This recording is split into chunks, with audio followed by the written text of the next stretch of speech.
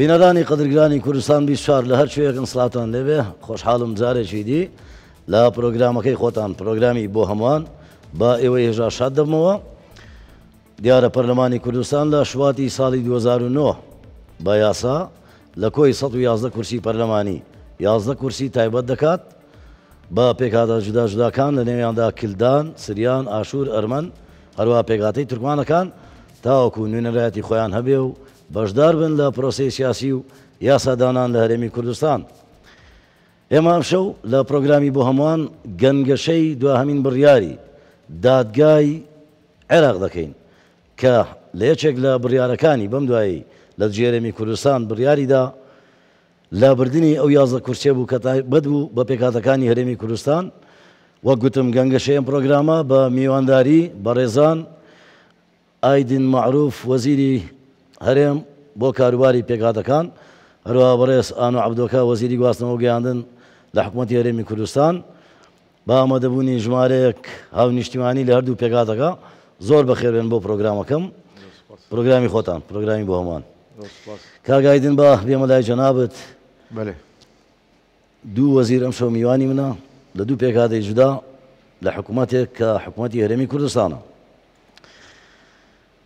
دوای ئەو بڕیارەی دادگای فیدرالی پێما بێ سکالاتان نووسی دەمەوێت بزانم بەکوێ گەیشتن. کەرم بکە. بەێ پێشەکەی زۆر سپاسان دەکەین. سپاس بۆیەوە. هەروە زۆر سپاسی برای بەڕێزم کاکانۆژەکەم، سپاسی میوانە بەڕێزەکانیش و هەروە ڕێز و سەڵاوشم بۆ کەناڵی 24 هەیە. سپاس.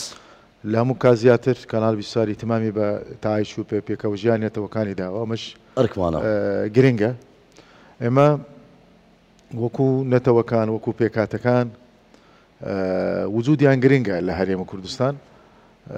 لە هەموو کات زیاتریش حکوومەتی هەرێمە کوردستانی تمامی بە مافەکان و وەداوەکارەکانی پێکاتەکانی داوە. لە ئێستادا بەداخەوە کە لە 21 شوبات محکەمەی فێدرال کە ئەو بڕیارانەی کە دژی کۆتا و یا دژی یاسای هەڵبژاردن دەرکردووە کە زیاتر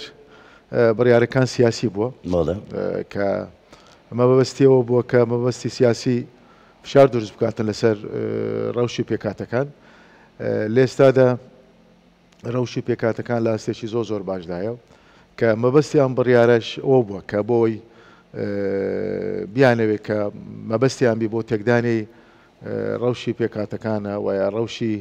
کۆتایە. ئێمە هەموو لای گەزانین کە کۆتا بە قانون تەنزیم کراوە، بە یاسا تەنزیم کراوە بۆ بەشداری پێکردنی نوێنەرانی پێکاتەی نەتەوەی تورکمان و کلدان و سریان و ئاشور و ئەرمەن. ئەمە بە 11 کۆتا بەشدارە بەداخەوە کە محکەمەی فێدرال کە کۆتایی هێنا بەو سیستەمەی کە سیستەمە جوانە هەبوو لە هەرێم، سیستەمی کۆتا بوو بۆی بەشدار من لە پرۆسەی هەڵبژاردن. ئەمە زیاتر وتم کە سیاسی بوو کە بڕیارەکانی دەستوری نەبوو، یاسایی نەبوون، کە ئەم بڕیانە هەڵەیەکی گەورە بوو کە دەرحەق بە پێکاتەکان کرا و بە یاسا هەڵبژاردنش کرا. لێرە کە دەڵێ جەنابتان دەڵێ بڕیارێکی سیاسی بوو، پێتان وایە هەژمونی دەرودراوسێ هەژمونی وڵاتانی دیکە لە پشتی ئەو بڕیارانەی دادگای بەناو فیدرالیە هەیە؟ یعنی ئێمە وابینین کە محکەمەی فێدرالی لە ئێستادا بێلایەن نییە کە لە ژێر کارگەری لە بەشێک لایەنە سیاسەکانە لە بەغدادا بەداخەوە کە لە ماوەی ڕابردوو چەندەها بڕیار دەرچۆ لە محکەمەی فێدرال زۆربەیان کە دژی پێگەی سیاسی هەرێمی کوردستان بووە. مەبەستیان کەوە پێگەی سیاسی هەرێمی کوردستان لاواز بکەن کە یەک لەو بڕیارەنش کە 21 شوبات کە تایبەت بوو بە یاسا هەڵبژاردن بە نەهێشتنی کۆتا سیستەمی کۆتا. ئەمە بڕیارێکی هەڵە بوو، هەڵەیەکی مێژووی بوو، دەرحەق بە کۆتا کرا و دەرحەق بە پێکاتەکان کرا. لێرەدا کە ئێمە دەبێت ئەوەی سەیری ڕەوشەکە بکەین کە لێستادا کە تەعایش و پێکەوە ژیانێکی باشەیە لە هەرێمی کوردستان لە ئاستێکی باشدایە. پێتان وایە ئەو بڕیارانەی دادگای فیدرالی دەستی دەرەچی تێدا هەیە یان نا؟ یعنی ئەمە دەستی کە لە دەرەوەی سوڵتەی مەسەن لە دەرەوەی سوڵتەی محکەمەی فێدرال هەندێک لایەنی سیاسی دەستیان تێدایەوە دەستێوەردان لە کاروباری محکەمە ئەکەن و لە عینی کاتیشدا کە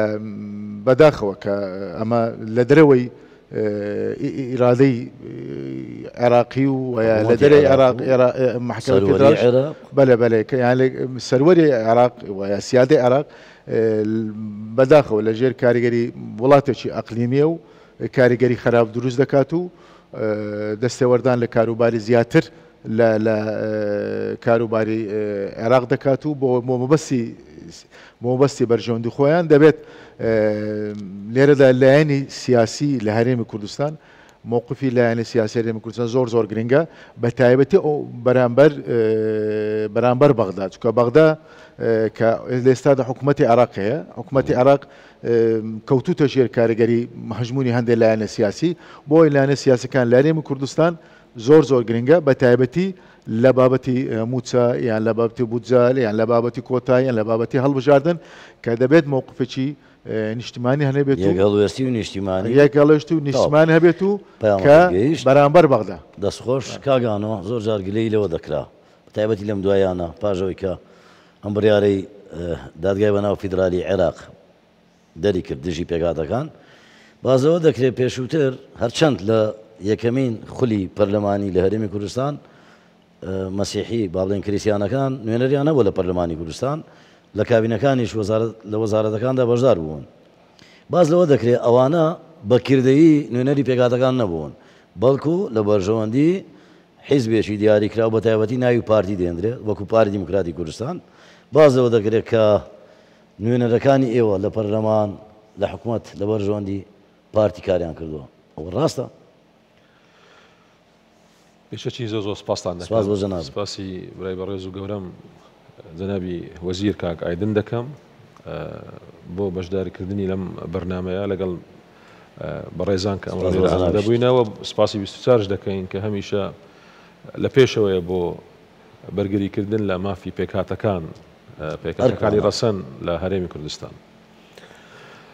کاک سەهێن مامۆستا تەلعەت تاهیر فەرموویەتی کە تۆم نما ئەو جازانیم خەرک بۆ پیاسە ناتە سەر قەراتی هەولێر ئەو جازانیم کە خەرک بۆ پیاسە ناچێتە سەر قەراتی هەولێر ئێمە ئەمڕۆ ئەم بەرنامەیە کە جەنابتان ئامادە دەکەن بە مەبەستەوە ئەمە هینە قەراتی هەولێر بەتاکید قەراتی هەولێر شوێنی کەلدان و سریان و ئاشووری و ئەرمەن و هەروەها تورکمان و کووردە هیمایەکە کە هەمومان کۆ دەکاتەوە و یەکمان دەخاتەوە لە هەرێمی کوردستان ئەم قەراتە کە تەمەنی زیاتر لە 5,000 ساڵە پێش زاینی پێش میلاد کە دەکا نزیکەی زیاتر لە 7,000 ساڵ نیشانەیەکە بۆ ئەوەی کە کۆمەلگای ئێمە کۆمەلگایەکی یەکگرتووە شوێنێک وەک قەڵات هەمومان یەک دەخاتەوە ئەم قەڵاتە هەم مەسیحی کەلدان و سریان و ئاشووری و ئەرمەن هەم تورکمان و هەم کوردیش هەمومان خۆمان بە ساحیبی قەرات دەزانین بۆیە من لێرەوە لە پیرە قەراتی هەولێر دەتوانم زۆر بە ڕاشکاوی باسکەم ئێمە لە کوردستان جا مەسیحی بین کەلدان سریان ئاشووری و ئەرمان جا تورکمان بین یان کورد بین دەبی لەوە تێبگەین ئێمە هەمومان یەکسانین لەم وڵاتە و هەمومان بای قەوارەی خۆمان بای حەزمی خۆمان خینمان دایتە وەکو چەکێک بۆ ئەوەی ئەم وڵاتە ئازاد بیتن کریسیانەکان کە دەرێم کریسیانەکان مەقسەدم کلدان و سریان و ئاشووری و ئەرمەنە وەکو ئەوە کریسیانەکان وەک ئاین کردلان و سریان و ئاشووری و ئەرمەن وەک نەتەوە بە درێژایی مێژوو ینی ئێستا جەنابت لەگەرم بێ عنکاوە دەتوانم قەبری باپیری هەشتەم بەتوو پیشان بدەم ڕاست هەشت پشت پێش ئێستا دەزانین کە ئێمە ڕگمان لە قۆڵی ئەم خاکە هەیە و دەبینێش بۆ نەوەکانی دادێ جا ئێمە ناتوانین بێ حزبێکی سیاسی لەبەر ئەوەی تا ڕادەیەک لە ڕووی سیاسی لاواز بوویتەوە بێ قەوارەیەک متهم بکاتن بەوەی کە سەر بەم حیزبە یان سەر بەم حیزبانیە بەندە لێرەوە لە قەراتی هەولێرەوە بە جەنابت دەڵێم بە ڕایگشتی کوردستان دەڵێم هەر کاتێک پارتی بیت یان غەیری پارتی بیت با پارتی لە پێشەوەی هەموویانی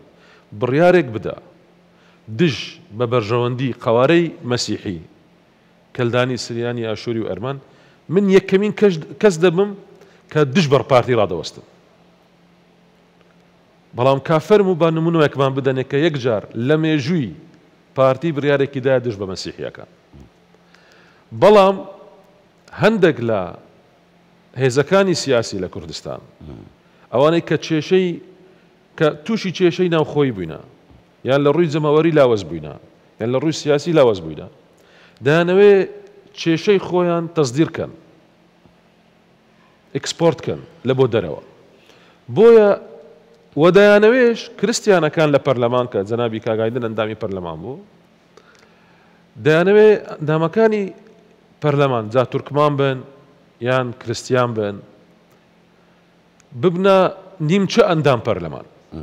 یان چۆن نیمچە ئەندام پەرلەمان یان دەرێ ئەگەر کۆمەڵ و یەکگرتوو یەکێتی و پارتی شیوعی سۆسیالیست لەناو حیزبەکانی ئەوانەوە لەناو پەرلەمان تووشی گفتوگۆیەک بووینە یان کاکە تووشی شەڕێکی پەرلەمانی بووینە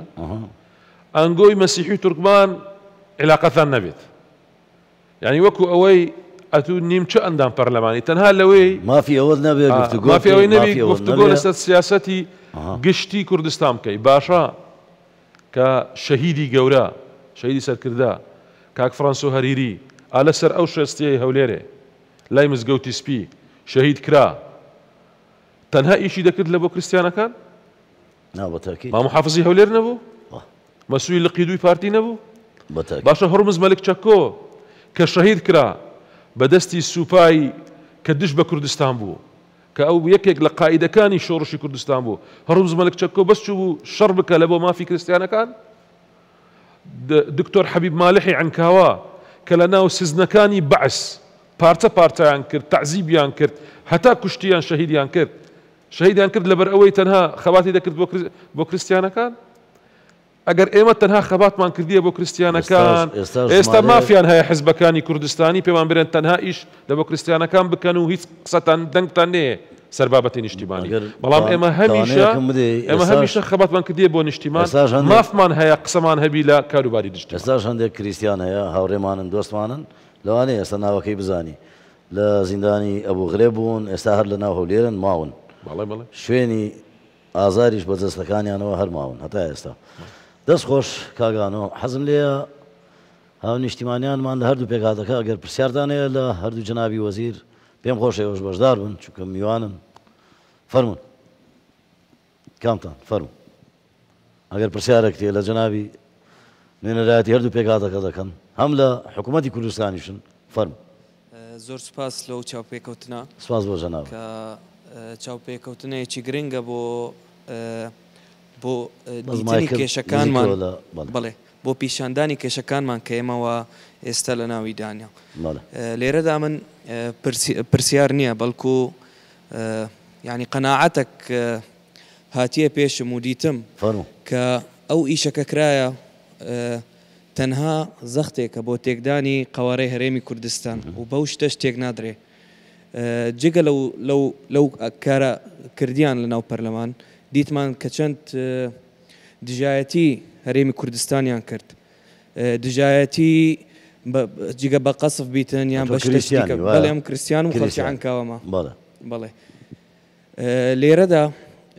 وەکو ئەوەی گوتم کە لێرەدا ئامانجیان ئەوەیە تێکدانی قەوارەی هەرێمی کوردستان بەوانی شتێک نادرێ بەوانی پێشیان تێک نەدرا ئێستا باست کرد پێشەکی وتت کە ئێمە نوێنەری لەوانەیە حزبك دەڵێ کە نوێنەرەکانی پارتینە نوێنەری دیکەینە لێرەدا ئێستا ئەو پرسیارم لۆ دێ ئەندام پەرلەمانی ئێمە لە پەرلەمانی عێراق نوێنەرایەتی چێ دەکەن جوانم پرسیارێک جوانم ئەوانش نوێنەرایەتی حزبەش دیکە دەکەن باشە لۆ ناڵێن لەوانەیە ئەو لای ئەو شتە غەڵەتە و نازانم چ ئەو شتیان کرد لۆ تێک نەدرا لۆ دێن لێرە ئەو دەکەن بۆیە لێرەدا بەجددی ئاشکرایە کە تەنها زەختە لەسەر هەرێمی کوردستان و بۆ تێکدانی ئەو پێکەوە ژیانە جوانەی کە هەیە لێرە و بەوانی شتێک نادرێ و بەوانەی پاشەوانش بێن تێک نادرێ وەک لەوانەی پێشەوانش بوو تێک نەدرا زۆر سپاس زۆر سپاس پرسیارتان هەبوو فەرمون فەرمون فەرمون مشتاق عبد الله توفيق ڕێکخراوی ئێربڵ قەڵاس بەرپرسی پەیوەندەکانم سپاس و بەرپرسی نووسینگەی پۆستای مەهاباتم لە وەزارەتی گواستنەوە گەیاندن لای کاکان. بەڕاستی ئەمن پێش بڕیاری دادگای فیدرالی ڕای من لەگەر نەمانی کۆتا بوو سەراحەت بێت. بەڵام ئێستا کە دیتم پاش دەرچوونی بڕیارەکە و پێشکەشکردنی کاندیدان لەلایەن ئەحزاب دیتم زۆربەیان کاندیدی تورکمانیان دانایە. ئەو مانای چییە؟ پارچە پارچەکردنی تورکمان و بەرەی تورکمانیش دەنگەکانی چوالای مەسەلەن کاندیدی یەکگرتو کاندیدی یەکێتی ئەحزابەکانی تر ناتانین لە 3 کورسی زیاتر بینی بە تەخمین ئەڕەوها ینی دایم 3 کورسی زیاتر لۆ ینی ئەو بڕیارە زۆر خراپ بوو بە نسبەت کۆتاکان ناتانن نوێنەرایەتی خۆیان بکەن لەوەی پاش بەڕاستی پێویستە کۆتا بگەڕێنرێتەوە بگەڕێنرێت. جا دوو وەزیر لە حکوومەتی هەرێمی کوردستان لێرن شەکوایان نووسیوە سکاڵایان کردووە لە دادگای فیدرالی عێراق ئەوە خەریکی بزانین ئەوجا چی لێ دەچێنینەوە؟ ئەو جیاتەی شەکوایەکە کردبوو خۆی کاندیدی هەیە. ئەو جیاتەی کە شەکوای کردبوو لە دادگای فیدرالی خۆی کاندیدی تورکمانی هەیە. خۆی کاندیدی تورکمانی لە لیستەکەی هەیە. لە کام لیستی؟ لە لیستی ئەوی شکات کردی یەکێتی کاک. باش دەست خۆش چی دیگە پرسیاری فەرموون. کاکسەیەن دەستخۆشی بەرنامەکە لێ دەکەم خێراتنی هەڵاتنتان وەزیرانی بەڕێز دەکەم. وەڵام من دەمەوێت تیش بخەمە سەر ئەو بڕیارانەی ئەو حەزم لێ و پرسیارتان هەبووە لە میوانەکانم. پرسیارەکە من لە ئاراستەی دادگای باڵای فیدرال دەکەم. ئەو بڕیارانی دوایی دادگای فیدرال بە تایبەتی و بەمەبەست و زیاتر سیاسیە بەوەی کە تەنها بۆ بێهێزکردنی قواری هەرێمە بە زۆرێک لە زۆرەکان ئەوەی بڕیارەکەی ڕەتکردنەوەی کورسی کۆتاکان لە دەستوری عێراق کە زۆرینەی هاوڵاتیانی عێراق دەنجیان بە دەستور داوە دەنجیان بە بەڵێ داوە بۆ دەستوری عێراق هەر دادگای فیدرال خۆی ڕێک پێچەوانەی دەستور بڕیارێک دەردەکات کە لە مادەی 125 لە بەندی 125 دەستوری عێراقی زۆر بەڕاشکاوانە باسی مافە سیاسی و کەلتوری و سەقافی هەردوو پێکاتی کلدان تورکمان کلدانی ئاشووری دەکات ناویان دەێنێ ینی کەواتە مافەکانیان چەسپاوە هەتا بابەتی سیاسیش کەچی هەر خۆی لە هەرێمی کوردستان کورسی کۆتاکان ڕەت دەکاتەوە. ئەو ئیزدیواجیەتێکی زۆر زۆر ڕوونە کاگایدن جوابداتەوە جوابی ئەو ئایا ئیزدیواجێتە ئەوەی عێراق دەیکا یعنی ئەمە لە کاتێکدا بەپێی دەستور هەموو هەوڵاتیەک مافی ئەوەی هەیە بەشدار بێت لە پرۆسی سیاسی بە پێکاتەکانیشەوە. یعنی لە دەستوری عێراق کە مافی پێکاتەکان تەثبیت کراوە کە مافی هەموو نەتەوەکان نەتەوەی کورد نەتەوەی عرب و تورکمان لە دەستور دەڵێ هەموو هاونیشتیمانێک بەڵێ بەشدار بێت لە پرۆسی سیاسی. لێستادا کە بڕیارەکانی محکەمەی فدرال پێشەم شک دژی دەستوری عێراقا کە ئێشتا تەماشا بکەین لە پەرلەمانی عێراق و لە انتخابەتەکانی مەسی محافەزاتی عێراقی و کۆتا هەبوو یعنی سیستەمی کۆتا هەیە یان لە لێرەدا ئیلغاکردنی سیستەمی کۆتا لە هەرێمی کوردستان ئەمە زیاتر سیاسی بووە مەبەستی سیاسی بووە و برادرانیش باسییان کرد بۆ ئەوەی فشار دروست بکرێت و کە بۆ بەرژەوەندی بۆ لایەنێکی سیاسی دیاریکراودا لێرەدا کە کۆتا بە قانون تەنظیم کراوە مافە کە دەستێوەردانی محکەمەی فدرال و یان بەشێک لە لایەنە سیاسەکان ئەمە کاریگەری خراپ دروست دەکات لەسەر ڕەوشی پێکەوەژیان مەبەستیانە ئەوەیە بۆیە لە ئێستادا کە وجودی نەتەوەی تورکمان و وجودی نەتەوەی کلدان سریان ئاشووری لە عێراق و لە هەرێمی کوردستان لە هەموو شتێک گرنگترە بۆ ئێمە یان لە کۆتاش گرنگترە لە بڕیارەکانی محکەمەش گرنگترە وجودیان گرنگە کە ئێمە کە هەموو نەتەوەکان ینی کە لە عێراق و لە هەرێمی کوردستان هەیە بۆیە پێویستە بەشدار من لە پرۆسەی سیاسی بەشدار من لە پرۆسەی باشە ئەو ڕێژەیە کەم نییە لە ئێستا لە پەرلەمانی عێراق لە کۆی 329 کورسی 9 کورسی بۆ پێکهاتەکان دیاری کراوە لە سەرتاسەری عێراق لە ئەنجومەنی پارێزگاکان تەنها 10 کورسیان دیاری کردووە لە کۆی 285 کورسی باشەوە کەم نییە ئەو ڕێژێش یعنی ئەمە کورسی لە کۆی 285 کورسی ئەنجومەنی پارێزگاکان لە سەرتاسەری عێراق تەنها 10 کورسی دیاری کراوە بۆ پێکهاتەکان لێرەدا ئێمە مەسەلەن ئەگەر تەماشای مەسەلەن کورسی کۆتەکان لە پەرلەمانی عێراق کەن زۆر جیاوازە لەگەڵ پەرلەمانی ئێمە لە پەرلەمانی کوردستانی ئێمە لە کۆتا لە پەرلەمانی کوردستان لەسەر ئەساسی نەتەوەییە لە عێراق لەسەر ئەساسی ئاین و ئاینزانەکانە ئەمە زۆر زۆر جیاواز یانە نەتەوەیی زیاتر کە ئەکتیڤترە و یا بەشداربوونێکی باشتر ئەبێت و لە ڕووی سیاسیەوە لە ڕووی کولتوریەوە ئەمە گرنگە لە عینی کاتیشدا کە وتم کە ئەگەر بەداخەوە کە لە سیستەمی کۆتا لە عێراق سەرکەوتنە بوو کە هەندێک لایەنی سیاسی گەورە لە عێراقە دەستێوەردان لە کاروباری کۆتایان کردو ئێستا لە برا کریستیانەکان بپرسێنیان کە زیاتر ئەوان نوێنەرایەتیان لە پەرلەمانی عێراق ئێمە وەکوونەتەوەی تورکمان سیستەمی کۆتامان قبول نەکرد لە عێراق کە لە دەرەوەی سیستەمی کۆتا بەشدارین بەڵام کە برا کریستیانەکان کلدان سریانە شووە ئەوانی تریش کە ئێستا نوێنەرایەتیان هەیە نۆ ئەندامیان هەیە لە پەرلەمانی عێراق ئەگەر لە برا کریستیانەکان برسین ئەڵێن ئەمە نوێنەرایەتی ڕاستەقینە ئێمە نیە لەبەرەوەی لە انتخابەتەکانی ڕابردوو دەستێوەردان کراوە لە کاروباری کۆتا کە ئەمە لە ئیرادەی دەرەوەی پێکاتەکان بووە لەبەرەوەی ئێمە لە ئێستا لەو سیستەمەی کە لە هەرێمی کوردستانە بوو کە بە قانون تەنزیم کرابوو کە پێکاتەکان بە تایبەتین پێکاتەی نەتەوەی کردان سریان ئاشرو و نەتەوەی تورکمان کە دەیانتوانی بە بەشدار بن بە کۆتا کە نوێنەرایەتە لە پەرلەمانی کوردستاندا هەبێت ئەمە شتێکی زۆر جوان بوو شتێکی زۆر باش بوو ئێمەش وەکو نەتەوەی تورکمان کە نەتەوەیکی گرنگە لە عێراق و لە هەرێمی کوردستان نەتەوەیکی ئەسیلە لە عێراق لە هەموو کا زیاتریش کە بەشدارە لە پرۆسی سیاسی بەڕێگای دیالۆگ و بەڕێگای حیوار داوای مافەکانی خۆی کردووە لێرەش کە ئێستا لە هەولێر کە ئەم تەعایش و ئەم پێکەوە ژیان لە نێوان نەتەوەکان هەیە کە ئێمە لە ئێستادا ئەو پرۆگرامە جوانەکە لەسەر قەڵای هەولێر کە قەڵای هەولێر ڕەمزی پێکەوە ژیان نەتەوەکان و ئەدیانەکانە ئەمە هەموو شتی باشن شتی ئیجابینە بۆیە لایەنی مقابل وایە ئەو لایەنە کە دەیانوێ ڕەوشی پێکاتەکان وایە ڕەوشی ئەم پێکەوە ژیانە هەیە لە هەرێمی کوردستان مەبەستیانە تێک بدەن ئەو لایەنە دەیانەوێت کە سیستەمی کۆتان نەبێت و وایە ڕێگری بکەن لە بەشداربوونی نوێنەرانی پێکاتەکان بۆیە ئێمە دەبێت زۆر ئاگادار بین زۆر بەجددیش کار لەسەر بکەین ئێمە ئەو ماوەیەی لەگەر برای بەڕێزم کاگانۆ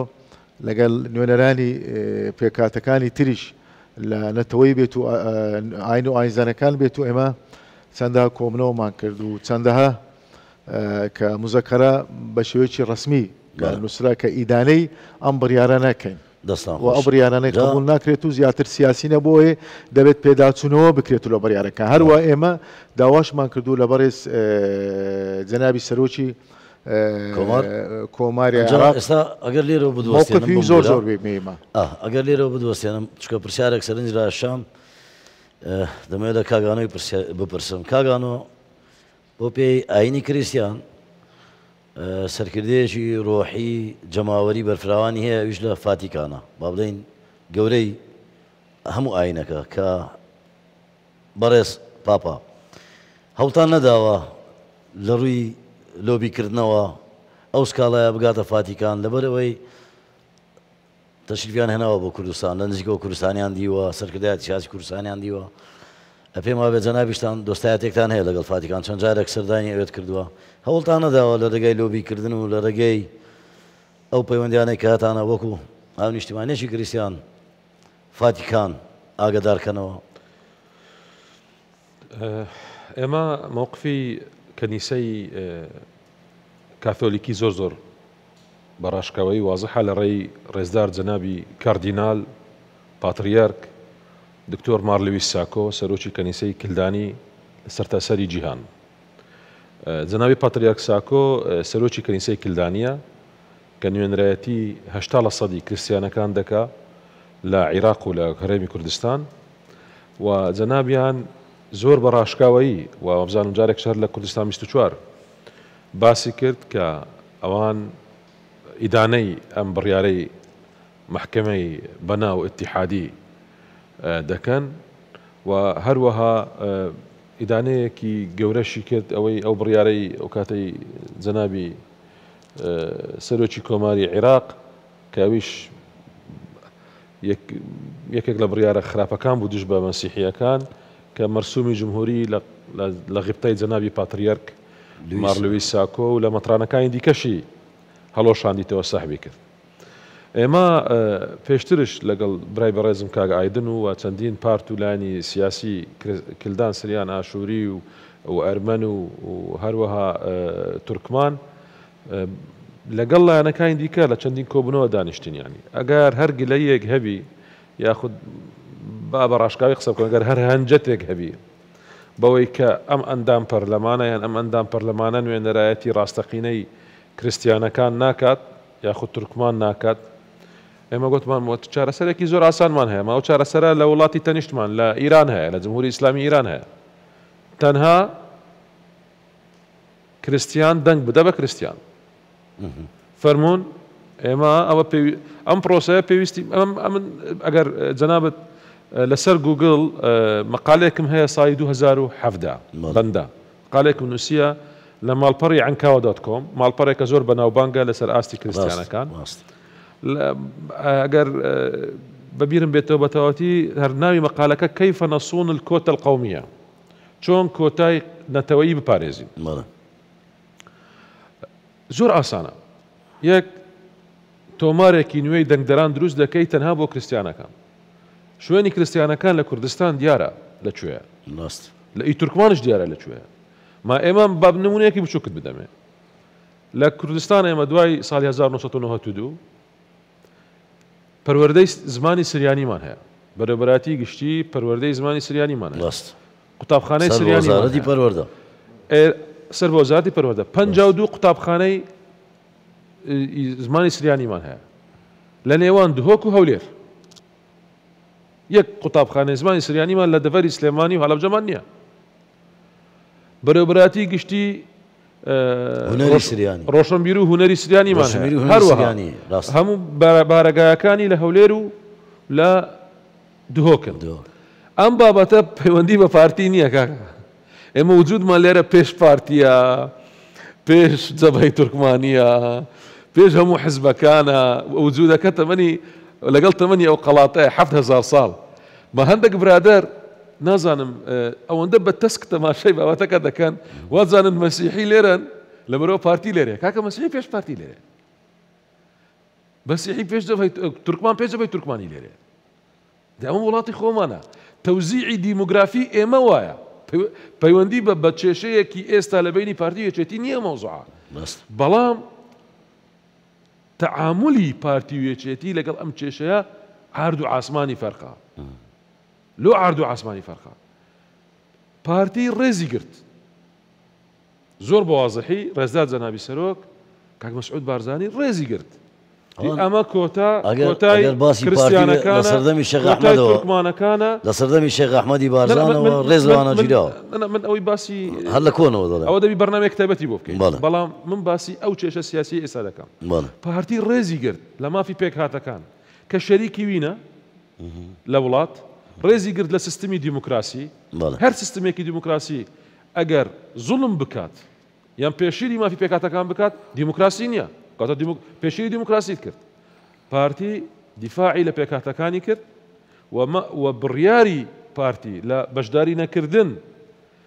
بەم جۆرە هەڵبژاردنە کە بسەپێنرێ ئیرادەیەکی دەرەچی قانونێکی نادەستوری بەسەر هەرێمی کوردستان کە سەدان هەزار شەهیدی داوە بۆ ئەوەی بە دیموکراسی بژیتن ئەمە تەعامولێکی دیموکراسیانەیە لە دژی هەوڵێکی نادیموکراسی بەڵام برایەکانمان هەڤاڵەکانمان لە یەکێتی نیشتیمانی کوردستان لەم قۆناغا هەڵەیەکی مێژوویان کرد هەڵەیەکی مێژوویان کرد لەبەرەوە چوون بۆیان دەنووسنەوە لە مێژوویەوە بەڵێ باسم کردیە هەڵەیەکی مێژوویان کرد چون داوایەکن نووسی لە محکمەی ئیتیحادی کێشەیەکی کوردستانیان بردە محکمەی ئیتیحادی ئەم کێشەیە دەبا لە ناوماڵی کوردستان چارەسەر بکرێ نەک بستە محکمەی ئیتیحادی لەوێش محکمەی ئیتیحادی بە فرسەتی زانی هەر کۆتەی هەموو هەڵۆشان کاگانەوە بابزەم لە ئاساسدا بەڵێ لە پێشینە کێشە بووەوە تۆ یازە کورسی لە پەرلەمانەوە کێشە بووە زانی چۆن ئێمە جارێک ببووە نیقاش سەر بابەتی کورسیەکان من ناو ناینم نامێ ناوبینم بەڵام حزب هەبوو نوێنەری حزب هەبوو من نامێ هەموو بابەتەکان بخەمە سەر نامێ هەموو ئەوڕاقەکان بخەمە سەر مێس لە ناو کۆمەڵی حزبەکانی کوردستانی حزبی کوردستانی هەبوو دەیگۆ نابی تورکمان و مەسیحی کۆتایان هەبی دەیگۆ نادەیگو هەر زۆرشە بۆوان چۆن دەبی مەسیحی بە 400 500 هزار دەنگ باشە بۆ کورسی هەبی چۆن دەبی ئێمە بە 16 هزار دەنگ با خەڵک بزانێت چێن کاگایدن با خەڵک بزانێ ئەو لایەنە سیاسیانە چێن کە نایانەوێت پێگادەکانی کریستیان دەزانی چۆنە بەشدار بن لە پرۆسی سیاسی دەزانی چۆنە خەڵک بیان ناسێ بە ئەوان بە خۆیان بێن باس بکەن ئەگەر لە وەختێک هەر باسی دەکەین بەڵام ئێستا ئێمە دەمانەوێت خەڵک لە یەکتر نزیک بیتەوە نەک لە یەکتر بترازێ ماڵی کوردستان دەبی لە یەکتر نزیک بیتەوە نەک لە یەکتر بترازێ ئەمما کاتی ڕوونکردنەوە خەڵک بزانێ نەنە ئەمما فەی کە درایتەوە بە تورکمان و بە کلدان سریان ئاشووری و ئەرمەن و پێکاتەی مەسیحی منەت نییە لە کەس زیاتر لە 350 گوندی ئێمە خاپور کراوە سوتێنراوە لە کاتی سەدام بە هەزاران شەهیدمان داوە گوندمان هەیە وەک سووریا و گوندەکانی دیکە و هەر ئەوە کرایە ئەمفال کرایە هەمویان کوژراینە هەموو پێکەوە قەتڵ و عام کراینە ئێمە ئەوەی کە درایت بە ئێمە دراوە منەت نییە لە کەس نەمنەتە لە ملەتی کورد نەمنەتە لە عێراق هەکەوە مافی خۆمان ئەگەر دوژمن و نەیار ڕوو لە کوردستان و لە هەولێر و لە پایتەختەی گەی بکە ناپرسێ جەنابەت کریستیانی و ئەمن مسلمان و ئەوە تورکمانە ئەو بە چاوی ئەوە سەیری دەکا هەمومان جێنشینی ئێرەین هاوڵاتی ئێرەین دەست خۆش بەڵام ئەوەی یەکشت هەیە کاک سایان با لێرە باس بکەین ئەمەی بڕیاری ئەم لەو دەرێم هەڵەیەکی مێژووی بوو ئەم بڕیارە ڕێگایدا بە هەندێک دەنگ کە پێشتر هەندێک خەڵکی نەخۆش توندڕە و نەژاد پەرست لە ناو کوردستان شەرمی دەکرد قسەی بە تورکمان و بە مەسیحی برێ و هەندێک خەڵکی نەژاد پەرستی ناو ئێمەش شەرمی دەکرد قسە بە کورد برێ ئێستا و دەنگانەوە خەریکە بەرز دەبن لەبەرەوە ئەوان قسەمان پێ دەرێن ئەوانش بە جواب دێن خەریکە ئەو دوو نەوعا نەژاد پەرستە نەخۆشە دەبنە بەتەڵ چ لە ساحەی ئێمە چ لە ساحەی کورد چی بکرێ بۆی ڕێیان لێ بگیرێ لەو دەنگانە بەڵێ چی بکرێ باشە بۆی ڕێیان لێ بگیرێ دەبی ئێمە هەموو بۆ یەکەوە گەورە بووین ئەوەی مدادی و شارین دەبی جارێکی دیکە برایان ئەوانەی کە تەقدیمی شکوایان کردیتەوە لە محکمەی ئیتیحادی جارێکی دیکە بە خۆیان و بەو لانانەی کە پشتگیریان لێ دەکەن ئیعادەی نەزەر بۆ بڕیارە بکەن کۆتایەکان بگەڕێنن بۆ کوردستان و ئێمە دەمانەوێت کۆتا بگەڕێتەوە ئەم جارە با فەرزکەن تەنها مەسیحی دەنگ بدە بە مەسیحی تەنها تورکمان دەنگ بدە بە تورکمان تاکو ئەم کاتە ئەم بە ڕێزەی کە خۆی کاندید بکاتن ئێستا بە نمونە نوێنەری هەولێر لە مەجلیسی نوابی عێراقی بەڕێز کاک فاڕوقە کاک فاڕوق ناسراوە پێشمەرگەی حیزبی شیوعی بووە و بەڕێزیان شیوعیە ئێستا نوێنەری مەسیحیەکانە ئی کۆتا ئی هەولێر لە ئەنجومەنی نوێنەرانی عێراق لە پەرلەمانی عێراقی 4 ئەندام پەرلەمانی دیکە هەمویان بە دەنگی نەجەف و کەربەلا دەنگیان پێدرا کە سەر بە هێزێک ناوی بابلیونە ڕاست ئەوەی ڕێیان کردانی ئەم بە ڕێزە دەست خۆشگەیشت ئەمە بردنەوەیەک بوو لە بۆ یعنی اختطافێک بوو لە بۆ مەقاعدی ئێمە کە ئەوان نوێنەری ڕاستەقینەی ئێمە نین فەرمونون ئێمە لە بە عێراقشمان گۆ دەو کاتە نووسیمان و ئێستاش لێرەش لە کوردستان دەڵێن کاکە با مەسیحی دەنگ بدە بە مەسیحی سجلی تایبەت دروست دەکەن بە یەک مانگ دروست دەبی بە مانگ و نیوێک کاکە هەموو شتێک تەواو دێتەوە تەعزیلی کەن پێمان گۆ دەو کاتە جەلمان پێ بدەن بە مانگ و نیوێک تۆمارێک دروست دەکەین ئەو کاتە ئەو مەسیحی خۆی تەرشیح کرد کاک خالد ئەلبێر مدیری عامە لە وەزارەتی ئەوقاف لەسەر حسە یەکێتی کاک خالد وەکو کادرێکی یەکێتی بابرێن لەسەر حسە یەکێتی مدیر عامە خۆی کاندید کرد خەڵکی عنکاوە دهۆچێ سلێمانی دەنگیان پێدا ئەوە کاکە نوێنەری مەسیحیەکانە باەکێتیش بی کاک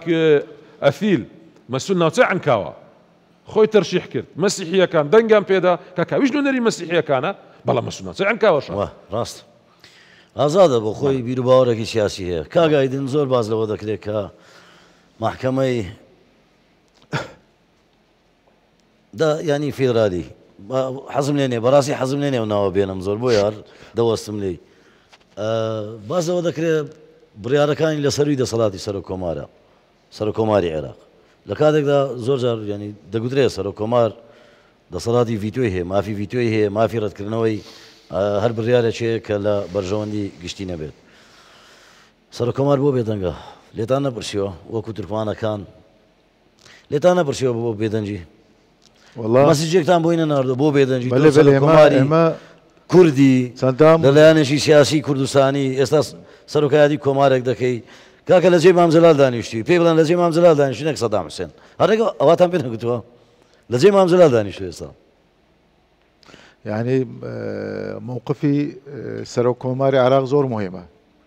وەزیفەی سەرۆک کۆماری عراق مهمە حامی حیمایەی دەستورە پارێزگاری لە دەستوری عراق دەکات دەسەڵاتشی دیاری کراوە لە دەسەڵاتێکی حەقی تۆشی هەیە ئێستا و بڕیارە کە دەرچووە کە ناحەقیەکە نەعادەلتە بەرامبەر کۆتا و بەرامبەر پێکاتەکانی کراوە و لە هەرێمی کوردستان دەبێت بەڕێز سەرۆک کۆماری عراق مووقفێ بێت و دەبێت ڕێگری لێ بکرێت ئێمە لەو ماوەیە چەندان موزەکەرەمان نووسێ و ئەو موزەکەرەش کە ناردوومانە بۆ ئۆفیسی سەرۆکایەتی کۆماری عراق بۆ بەڕێزیشیان کە داواشمان لێ کردووە ئەو بڕیارانە کە دەرچووە عادل نینە و یاسایی نینە دەستوری نینە مووقفی بەڕێزتان تاکو ئێستا وەڵامی نەبووە بەڵام مووقفی بەڕێزیان زۆر گرنگە کە ئەو دەسەڵاتەی هەیە و کە حامی دەستوری عراقا دەبێت حیمایە هاوڵاتیانی ئێمە بێت یعنی تاکو ئێستا مووقفێکی هیچ وەڵامێکی نییە بۆ هەتا ئێستا تاکو ئێستا هیچ مووقفێک نەبووە لەبەرەوەی بابەتەکە کراوە بە سیاسی بابەتی کۆتا بابەتی کرا بە سیاسی کە بڕیارەکانش دیارە کانە بڕیارەکان ئێوە بە فەرمی یاداشتان داوەتە نووسنگەی سەرۆک کۆماری عێراق بە تەنیا بۆ سەرۆک کۆماری عێراقەوە ئەمە لە دوای 21 شوباتەوە لە 20 شوباتەوە بەڵێ دوو مزەکەرە 20 شوبات 20 سێ مانگێک ئەمڕۆ شەشی مانگە یان لەو دوو مانگەی دوو مزەکەرە یەک مزەکەرە نا دوو مزەکەرە دوو یاداشیش دوو یاداش وەڵام هیچی نەدراوەتەوە هیچ وەڵامێک نەدراوەتەوە بەداخەوە یعنی بۆ سەرۆکایەتی کۆماری عراق و بۆ سەرۆکایەتی ئەنجومەنی وەزیران بۆ سەرۆکایەتی پەرلەمان بۆ سوڵتەی قەزای عراقی هیچێکیان جوابیان نەداوە بەداخەوە کە ئەمە نەدەبای بابەتەکە بەو شێوازەی تەعامل لەگەڵدا بکرابایە کە لە ئێستادا کە من لە نێو لایەنە سیاسەکانی عراق و هەرێمی کوردستان بەتەنیا پارتی متعلق بوو بۆ بابەتەی بەتەنیا پارتی دیفاعی لە کۆتەی کرد و دیفاعی لە نەتەوەکانی کرد ئەمە زۆر گرنگە بۆ پارتیش لەبەرەوەی دەبایە لایەنە سیاسەکانی تریش مووقفیان هەبایە لە هەولێرستانیان ئەوانش بێ هەڵوێز بوون یعنی لە پارتی هەڵوێستی دیکە هەبوو پێم لە دەرەوەی پارتی ئەو لایەنە سیاسیانە بە بڕیارەکانی محکەمەی پێخۆشحاڵ بوون بەدەستکەوت بخۆیان تۆمار کرد ئەمە بەیانی پەشیمان دەبنەوە چکە ئەمە مافە ئەگەر هەر ئەوها بڕوە هەر بەبێ وەڵامی بمێننەوە دەمێ بزانم هەڵوێستی داهاتووی ئێوە چی دەبێ یعنی ئێمە من لێرە شتێک تاکید دەکەم هەڵوێستی مووقفی ئێمە پێکاتەکان و نەتەوەکان و ئەدیانەکان لە عێراق زیاتر معنەویە کە ئەمە حەزبی کاریگەرنینە لەسەر ڕەوشەکە ئێستا مەسەلەن مووقفی پارتی زۆر گەردەنگی مەسەلەی لۆبیکردن کاگانەوە لە وڵاتانی دەرەوە سیناتەکان ئەنجومەنی سیناتەکان ئەو دەنگانە بەدەست بێن پشتیوانە ئەوانە کەم نین ئەمە ئێمە وەکو نێتەوەی تورکمان سڵخانەکان مەسەلەن دیبلۆماتەکان وەکو نێتەوەی تورکمان ئێمە کە مووقفی تورکیا زۆر مهم بوو وڵاتی تورکیا کە بۆ ئێمە زۆر گرنگە لە هەموو کاسیاتریش لە دعمی نەتەوەی تورکمانی کردووە لە عێراق و بەبێ جیاواز هەموو نەتەوەکانیش کردووە لە ئێستادا کە لە بابەتی بڕیارەکانی محکمەی فێدرال هەموو لایەک ئەزانی کە نیگەران بوو لەو بڕیارانە کەوە لایەنەکان تریش وڵاتەکان تریش نیگەران بوو لە ئەما کاتە لێرەدا ئێمە کە وەکو نەتەوەی تورکمان ئیشی لەسەرەوە دەکەین کە ڕێیەک هەبێت و کە هەڵوێستێکی جدی هەبێت و بۆ ئەوەی جارێکی دووبارە نەبێتەوە ئەم نائەدالێتەن بەرامبەر نەتەوەی تورکمان نەکرێت و لە عێراق و لارێمی کوردستاندا بە تایبەتی بە بڕیارەکانی محکەمەی فێدرال ئێمە لێرەدا کە وتم کە ئێمە لایەنی سیاسی ئەساسی نینە لایەنی سیاسی ئەساسی لە ئێستادا لە حکوومەت ئێوە بەڵێ لایەنی سەرەکی نینە ئەمە لایەنی سەرەکی ئەمە نینە لایەنی سەرەکی پارتی و یەکێتیە لە ئێستادا کە مووقفی پارتی من دەمێ ئەوەی تاکید کەم مووقفی پارتی کاڵێ من بەو شێوازەی بەو شکلێ بەشداری هەڵبژاردن ناک ئەمە مووقفێکی زۆر جوانە مووقفێکی هەڵوێستی زۆر باشە ئەمە دیفاع لە ئیرادەی خۆیە کات لێرەدا ئێمە گرنگە ئەم هەڵوێستی پارتی بۆ پێکاتەکانیش گرنگە کە لێرە ئێمە هەموو لایەک ئەزانین هەڵبژاردن بەبێ پارتی ناکرێت و ئەگەر هەڵبژاردنش بکرێت و سەرکەوتو نابێت و بۆ ئەوەی گرنگە لایەنە سیاسەکان هەموو لایەنە سیاسەکان ڕێک بکەون و ڕێککەوتنیان هەبێت و لەسەر پرسی هەڵبژاردن چونکە پرسی هەڵبژاردن بابەتێکی گرنگە و بابەتێکی نیشتیمانیە بۆ پێویستە ڕێککەوتن لەسەر ئەم بابەتە گرنگە هەبێت و بۆ ئێمە گرنگە یەکڕێزی و یەکمونی لایەنە سیاسەکان بەتەنیا پارتی نەبێت دیفاع لە قەزەی پێکەوە ژیان و نەتەوەکان بکات و لایەنە سیاسەکانی تریش بکات و چونکە بابەتی پێکاتەکان بابەتێکی هەستیارە بابەتێکی گرنگە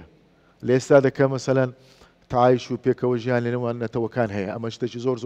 جوانە لە ئێستادا لە هەولێر ئیستیقراری سیاسی و استیقراری بەلێ ئەم تعایش و پێکەوە ژیانی هەیە کە شتێکی زۆر باشە کولتوری یەکتر تەقبولکردن هەیە لە نێوان هاوڵاتیانی نوێنەرانی پێکاتەکان بۆ ئێمە مافی خۆمانە مەسەلەن وەکو پێکاتەکان وەکو نەتەوەی تورکمانیش وەکو پێکاتەکان مافی خۆمانە ئێمە نوێنەرایەتیمان هەبێت و لە سەرۆکایەتی کۆماری عێراق نوێنەرایەتیمان هەبێت لە سەرۆکایەتی هەرێمی کوردستان ئەمە مافی خۆمانە بۆ شێوازەش ئەبینین دەبێت تعاملێکی زۆر باشە بێت و لە ئێستادا ئێمە کە لە ئەنجومەنی وەزیران دوو نوێنەرایەتی دوو پێکاتەی جیاواز هەیە لە ناو ئەنجومەنی وەزیرانی هەرێمی کوردستان شتێکی زۆر باش و زۆر جوانە ئەگەر مقایسە لەگەر ئەنجومەنی وەزیرانی عێراق بکەین بەداخەوە لە ئێستا نێونەرایەتی ئێمە وەکو نەتەوەی تورکمان ئێمە نێونەرایەتمان لێنە ناو ئەنجومەنی وەزیرانی عێراق ئەمە نائەدالەتێن بەرامبەر نەتەوەیەکی گرنگی و ئەسیل وەکو نەتەوەی تورکمان کە لە عێراقە کە نەتەوەیەکی گرنگە و کە خاوەنی تاریخە و خاوەنی مێژووە کە لە ئێستادا نائەدالەتی بەرامبەر ئەم نەتەوەی ئەکرێت و نێونەرایەتیمان نیە لە ناو ئەنجومەنی وەزیرانی عێراقدا ئەمە شتێکی کە لە سیاست عیبە کە بەرامبەر نەتەوەیەک ئەکرێت و نائەدالەتیە بۆیە دەبێت لایەنە سیاسەکان هەموو لایەنە سیاسەکان لە عێراق و لە هەرێمی کوردستان مووقفێکی جدیان هەبێت و بەرامبەر نەتەوەکان کە وتم دوو نەتەوەی گرنگ وەکو نەتەوەی تورکمان و نەتەوەی کلدان و سریان و ئاشووری بەداخەوە لە پێش هەموو دنیا غەدری لێ ئەکرێت و دەبێت ڕێگری لەم غەدرە بکرێت و دەست خۆش لەبەرەوەی بەرەو کۆتایی بەرنامەکە دەڕۆم پێم خۆشە زوڵم لێەوە نەکەم ئێوەش بەشداری بکەن فەرمون دێمە لای میوانانی بەڕێزم ئەگەر پرسیارێکتانە فەرمون سڵاو شلامە لۆخن من وەکو ناوم غەدیرە بە کریسیانی قسەت کرد بەڵێ شلامە لۆخن وەکو کوردستانیەک باز دەکەم باسی هەڵوێستت کرد تەنها هەڵوێستی جەنابی سەرۆک هەڵوێستەکەی جوان بوو بەڕاستی و هەڵوێستی جەنابی سەرۆکی حکوومەت ئەو هەڵوێستێککە دیار بوو ئەوانە کەشکایەتیان کرد بوو غەیری ئەوانە طبعا بە سۆپاسیەوە هەڵوێستی جەنابی سەرۆک زۆر دەنخێنین هەڵوێستەچکە هەبوو یەک دوو ئەگەر نەگەیشتە ئامان نەتیزەک هەڵوێستی ئینگۆچ دەبن وەکو جوانە پرسیارێکی جوانە نەتەوەکان نەکو دین وەکو نەتەوەکان سێم بە خۆتان دەزان ئەو هەممان بەو پێکەوە ژیانە کە شانازیەوە پێ دەکەین ئەو پێکەوە ژیان لە کوردستان هەیە لەی شوێنێک نییە و دلیلەکە ئەوەیە یعنی زۆر دوور ناچی لە دەور پشتی کوردستانی لە دەور پشتی خۆمانی هەڵوێستی ئێوە چی دەبی یەک دوو چی بکەین ئەما وەکو قەومیەت چ زروریە بکەین ئایا هەڵوێستی تورکمانەکان کووە ئەحزابی دی هەڵوێستی برانی کوردەکان ئەحزابی کوردستانیەکان نەبێت دەتەوێت هەڵوێستی دیکە بەڵێ هەڵوێستی چکە بەخۆمان هەممان پێکەوە جوانین وەکو لاشەیەکین ئەمە ئەندامین ئەگەر لە ئەندامی مرۆڤک لاشەیەک ئەگەر بریندار بینیان نەخۆش بی دەبی هەمانساوێ نەتیجەیشی باشی دەستخۆش ئەو بەڕێزەی لە بەڵێ فەرموو دەستان خۆش بێ بەرنامێکی تایبەتە بەڕاستی دەستی جەنابەت خۆش بەخێر دیلان خەلیل خۆرانی وەکو کریسیانێک پرسیارێک ئەەکەم لە برای مایکەکە نزیکەوە لە خۆت خوا ئێمە زانین مەسیح کاتێک لە خاچ درا بە سێ بزماری گەورە لێیاندا هەردوو دەستەکان و قاچی مسلمانی وایە من کریسیانم مەسیح کریسیانی وتت خۆرانی خۆرانیم بەڵێ خۆرانی و کریسیان خۆرانیشانەیە کاگانە خۆرانیەکانێکێکە لە گەورەترین بنەماڵەی مەسیحیەکانی شەقراوە خۆرانیش وەگەڵ جارە بزانم خۆرانی کریسیان بابم شاعرێکی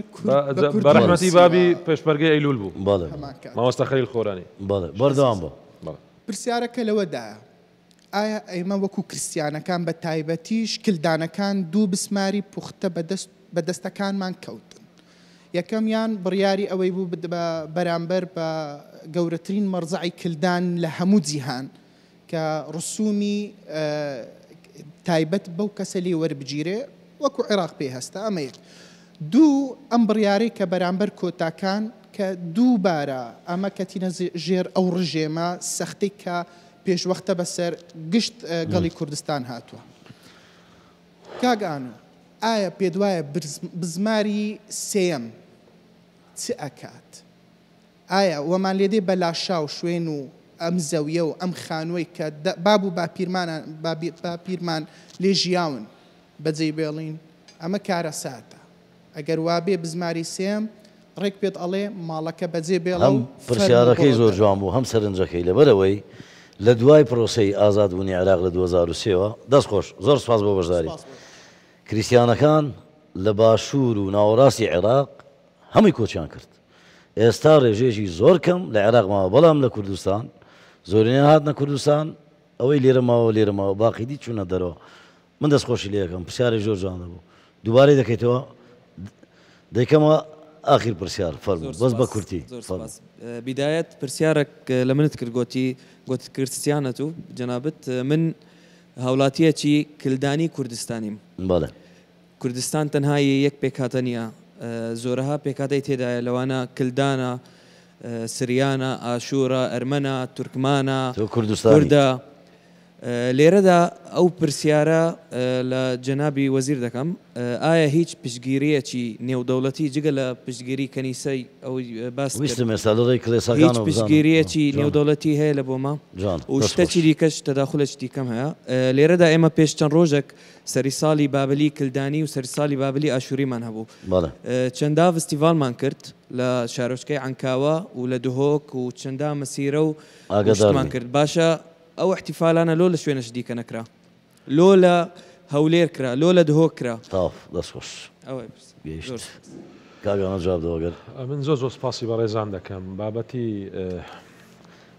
دو هەمین هەڵوێستان دوای ئەو یاداشتانە کە گەریش وەڵامگەێنە بوو پرسیاریان کرد هەڵوێستان چ دەبێت ئێمە لە ماڵی تورکمان دوو جار کۆبوونەوە بەڵێ حیزبەکانی تورکمانی و هەروەها کلدان و سریان و ئاشووری و ئەرمان دواتر گردبوونەوەیەکی گەورە بە خێرایی وەڵام زۆرکاوە بڵێ لە عنکاوە ئێمە هەروەها نامەمان لە بۆ جەنابی سەرۆکی کۆماری عێراق نارد ئەویش هیچ وڵامی نەبوو لە سەرتاسەری دنیا تەعاتوفێکی زۆر گەورە هەیە لەگەڵ ئەم کەیسەی ئێمەوە ئێمە لەم نزیکانە لەگەڵ برای بەڕێزم کاگ ئایدنیش هەوڵماندایە کە چەندین سەردان بکەین بۆ ناوەندەکانی بڕیار سەرتاسەری دنیا تاکو ئەم کەیسەی خۆمان بگەینم بە هەموو دنیا بەڵام من یەک بابەت لێرە باز دەکەم ئەم حیزبانەی کە ئەمڕۆ بەبێ تورکمان و بەبێ کلدان و سریان و ئاشووری دڵخۆشی خۆیان پیشاندا بۆ ئەوەی بە قانونێکی سەپێنراوی دەرەکی نادەستوری بەشداری بکەن لە هەڵبژاردنێکی بە سیستمێکی سەپێنرا و بیانەوە بیکەن لە کوردستان ئەم حیزبانە دیارن کە وەفایان نییە بۆ هاوبەشەکانیان بۆ شەریکەکانیان لە وڵات. بەڵام بە پێچەوانەی پارتی دیموکراتی کوردستان و لە سەروی پارتی جەنابی سەرۆک کاک مەسعود بارزانی کە ئەم پرۆسەیە هەموو وەستاندی لە پێناو ئەوەی هاوبەشەکانیان لەم وڵاتە کە کلدان و سریان و ئاشووری و ئەرمەن و تورکمانن تاکو دەبی بەشداریان پێ بکرێت نوێنەرایەتیان هەبی لە پەرلەمانی کوردستان لەبەرەوەی پەرلەمانی کوردستان بەبێ تورکمان و مەسیحی پەرلەمانی کوردستان نییە پەرلەمانی کووردا بەتەنها. ئەوان هەر ئەوان مەبەستیان ئەوەیە مەبەستیان دەیانەوێت جارێکی دیکە لە باتی ئەوەی سەدام حوسەینمان هەبی لە بەغدا یەک دامەزراوەیان دروست کردیە بە دڵی خۆیان دەیانەوێت بە کەیفی خۆیان دەستور وەکو منیوەیەکی چێشتخانەیەک ئەمەمان بەدڵە تطبیق دەکەن ئەمایان بەدڵ نییە تطبیق ناکەن دەیانەوێت عێراق بە هەنگاو بیگەڕێنن بۆ سیستمی مەرکەزی لە سیستمی مەرکەزی بۆ سیستمی دیکتاتۆری باوەڕ بکە. ئەمەی ئێستا ڕاگررتنی ئەم بڕیارەی محکەمەی بەناو ئتیحادی ڕاگررتنی پرۆسەیەکە کە لە دەرەوە هاوردەکراوە بۆ ئەوەی عێراق جارێکی دیکە لەلایەن یەک ڕەنگ یەک تائیفە یەک جەماعەت بەڕێوە برێ عێراق بگەڕێنێتەوە دیکتاتۆریە. دەستخۆش با دوامین پرسیارم لە کاگایدن بێ چکە گەشتمان کۆتایی بەرنامەکە ئەوەی کاگانەوە باسی کرد کە ئێستا عێراق دادگای بەناو فیدرال بە هەموو شێوەیەک دەیەوێ ڕۆڵی سەدام حوسێن زیندوو کاتەوە وەکو تورکمانەکانی کوردستان قبولتانە؟ ئێمە من پێشەوە جوابی ئەو پرسیارە بەڕێزت من دەمێت جوابی بەڕێز ئەو بەڕێزە پرسیارێکی کرد کە مووقفی بەڕێز کاک مەسعود بارزانی من لێرە شتێک تاکید دەکەمەوە بۆ مێژوو ئێمە بەڕێزیان تازیە هەبوو لەو ماوەیەدا کە لە تازیەی دووەم ڕۆژیدا کە کۆمنەوەی لەگەڵ نوێنەرانی پێکاتەکان کرد ئەمە بەڵێ ناو پرسەکە لە ناو تازیە ئەمەش یانێ ئەمە مووقفێکی زۆر گرنگە ئەوە مووقفی قایدە کە ئەمە ئیتیمامدانە بە پێکاتەکان ئیتیمامدانە بە ڕەوشی پێکەوەژیانی نێتەوەکان ئەمە بۆ ئێمە زۆر گرنگ بوو یعنی حقەتەن لە ڕاستیدا ئەمە بۆ ئێمە زۆر گرنگ بوو دەعمێکی پژیرێکی گەورەش بوو بۆ پێکاتەکان کە لە حالەتێکدا کە پرسی تازیە هەیە کۆبنەوەی لەگەڵ کە نوێنەرانی پێکاتەکان ئەکرێت و بۆ دامکردنی مافەکانە لە عینی کاتیشدا ئێمە وەکو نەتەوە تورکمان کە ئەوتان قبولە سەدام حوسێنێک کە بگەڕێتەوە بۆ عێراق سیستەمەکەی یان هاوشێوە نەکەمە هیچ عێراقی قبول وەکو تورکمانەکان ئێمە قبول ناکەین ئەم سیستەمە ئەو سیستەمەی قبول ناکەین لەبەرێ